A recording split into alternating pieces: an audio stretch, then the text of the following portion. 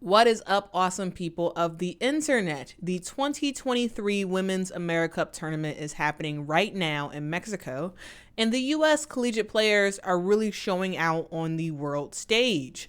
We will get more into their performances in a sec, but here is a general overview of what AmeriCup is.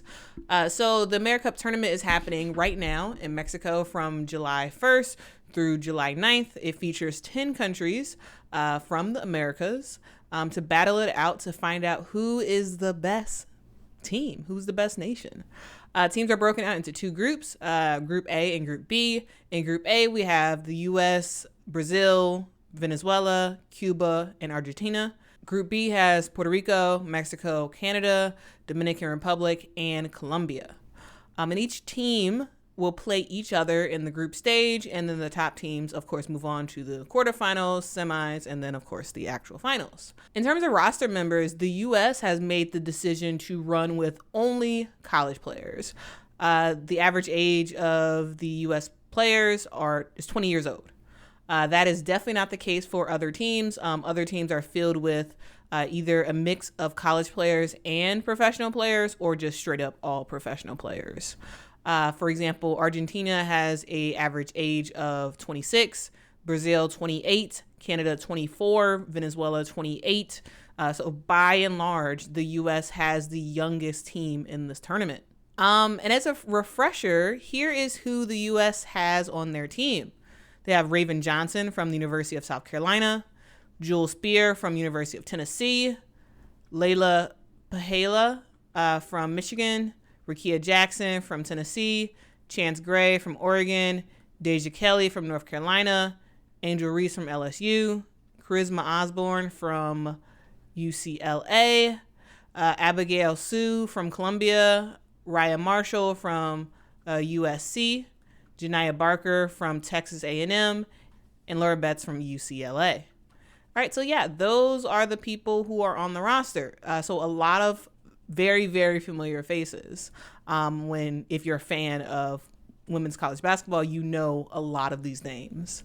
And now let's kind of talk about how the U.S. has performed so far. So far the U.S. has played 2 games.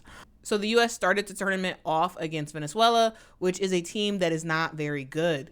And that was shown very early on in the game. At one point, the U.S. was winning 40-16 in the second quarter. The U.S. ended up finishing the game 80-54. So, yeah, a very, very, very lopsided game that just didn't really tell us much about the USA's roster and the players that they have. And that's just because Venezuela just isn't very talented when it comes to basketball, women's basketball at least. The starters for the game against Venezuela was Jewel Spear, Rickea Jackson, Deja Kelly, Angel Reese, and Charisma Osborne. And here is the box score from that game. As you can see, I think Coach Katie Etheridge did a really good job making sure that everybody had a good amount of playing time. Angel Reese was pretty solid with 11 points and 9 rebounds. Rayah Marshall also was pretty solid as well. Really being big on the boards, getting 14 rebounds and 5 offensive rebounds, which is really, really good. She finished the game with 7 points. Also, Rickea Jackson had a off shooting night.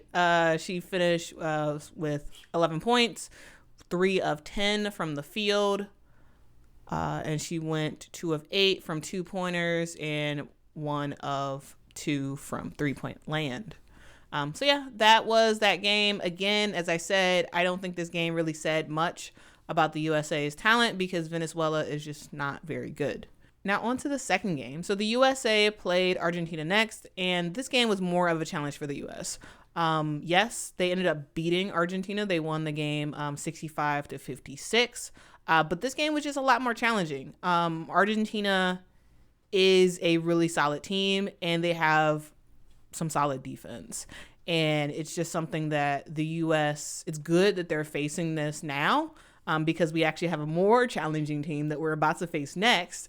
So it was just really good for the U.S. to play this game, and it was good for the coach to kind of see what some of these players can actually do against a little bit more competition. And for this game, again, the starters were Raven Johnson, Rickea Jackson, Deja Kelly, Angel Reese, and Charisma Osborne. And in terms of like playmaking, Rickea Jackson, yes, she did score the most points. You know, she scored 17 points in this game. However, she was pretty inefficient. She finished 6 of 16 from the field. She did make her free throws, which is great. But yeah, she wasn't as efficient as she probably could have been from the field. Angel Reese, again, a solid game in terms of rebounding. She had 6 offensive rebounds, 9 defensive rebounds, ending the game up with 5 points. Lauren Betts was really, really solid. Finished the game with 10 points, 11 rebounds, 4 offensive rebounds, and 7 defensive rebounds with a team high efficiency of 18. So Team USA is now 2-0 in the tournament, but I think they have their toughest competition coming up tomorrow. Tomorrow they face Brazil. And let me tell you, Brazil is a very, very tough team to go against. And they actually have some familiar faces. So they have South Carolina's Kamilla Cardoso on their team. And they also have a WNBA vet, most notably with the Minnesota Lynx, Damiris Dantas on their team as well. And so far, Brazil has just been running through teams. They beat Cuba 92-53. They also beat Venezuela, a team that the U.S. kind of struggled against a little bit. They beat them 90-76. And so the USA plays Brazil tomorrow on the 4th. And that's just going to be a tough game. I'm really, really interested to see how Lauren Betts and Kamilla Cardoso kind of battle it out. Like I'm really, really interested in seeing that. And then same with like Damiris Dantas and Angel Reese. I'm really interested in seeing the post play for that matchup. So yeah, that's going to happen on the 4th. And before I finish this video, I just want to make sure you all know that UConn's Aaliyah Edwards is actually representing Team Canada in the AmeriCup tournament. And so far, she's played pretty solid. She started her first game against Mexico, playing 24 minutes. She did struggle to shoot, but she did contribute in other ways on the court.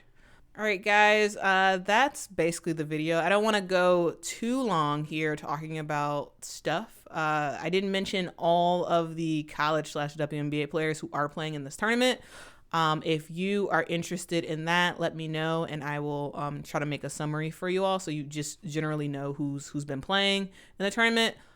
For those of you who want to actually watch these games, you can watch. I've seen online where some people are saying, hey, there's nowhere I can watch the AmeriCup. Yes, there is a way for you to watch the AmeriCup. The AmeriCup games are available on Courtside 1891. That is a website. And you can just buy a pass for the AmeriCup tournament itself. Or you can purchase access to a bunch of FIBA tournaments that are happening right now, including Asia Cup. So if you're interested in watching recaps of games and watching games over again and watching stuff live, FIBA has a lot of tournaments that happen every single year. And if you buy access, you can just watch all of those games. Or if you want, you can just pay for the AmeriCup game. So yeah, that is the video, guys. I will be back with another AmeriCup update after the U.S. is done with their group stages. They have 2 more games to go. And I will let you know how they did and also give you all an update on these other teams because, Puerto Rico has some WNBA players on there as well. And so I can probably give you more of an update about how Puerto Rico is doing on that next video. All right, guys, please like and subscribe to this channel. Thank y'all so much. And until next time, guys. Bye.